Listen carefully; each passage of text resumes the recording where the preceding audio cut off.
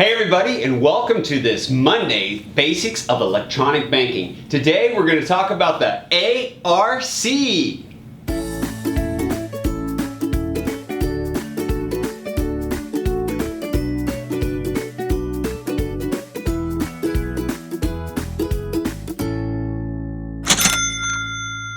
It's an ARC. Well, what's an ARC? An ARC is one of our SEC codes. And we had a video very recently that explained what are SEC codes.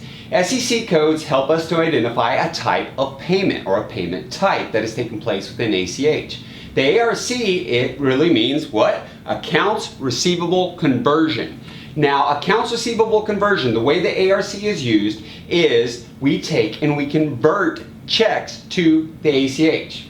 Actually, we convert source documents. See, in ACH, we have source documents. The check world has checks. ACH has source documents. These source documents, they look a lot like checks.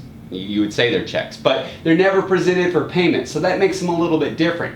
For something to be an ARC, it does matter how we get and obtain the source document. The source document has to be obtained, and usually is obtained with an ARC through the mail or some type of mail delivery service.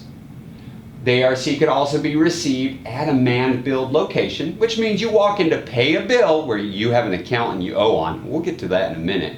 And you hand somebody your check, but they're going to use it as a source document.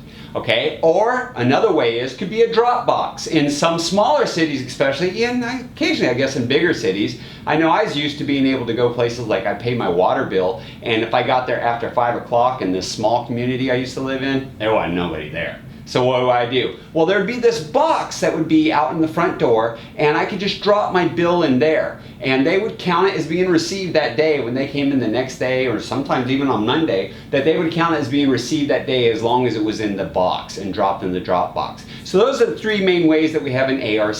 Now what's really important with our SEC codes that we talked about in the SEC code video is the authorization. And remember, there's also a difference between authorization and an authentication. And we've got a video that focuses on the different types of authorization. How does authorization take place with an ARC? It is done by what we call notice. Notice equals authorization. Now with ARC, typically what we'll see is a bill is received, and in the mail there'll be this bill. Somewhere on that bill will be the authorization language, authorization notice. If you start looking through your bills, the ones especially that you have the ability to write and send checks in, and those checks maybe are being converted, I guarantee you somewhere on there will be that notification. And authorization can be presented in many different ways, but with an ARC that's one of the most common ways.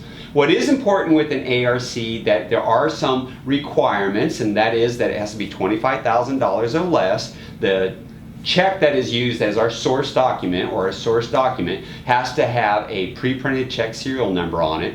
We do have to actually scan the check. The check has to go through a scanning process, and you're only allowed to correct errors. You're only allowed to hand key in error correction. Something else that's really important too is that this is a consumer product, so we only use consumer checks or consumer source documents. Does that mean it can't ever be used by businesses? Actually, it kind of can. And I'll have a future video that'll talk about the differences in the checks or source documents. We'll do a little comparison of those two in a future video to help you understand what is allowed and what isn't allowed, or what maybe makes something be able to get in there and sneak in there. Another important aspect of ARC is that you do have to be able to retain a copy of the front for 2 years.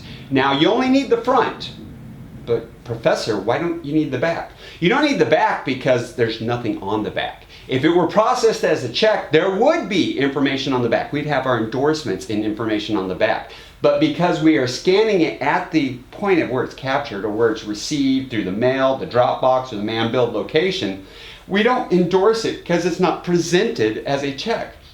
We're using it as a source document to capture the information to create an ARC ACH entry that is then sent through ACH.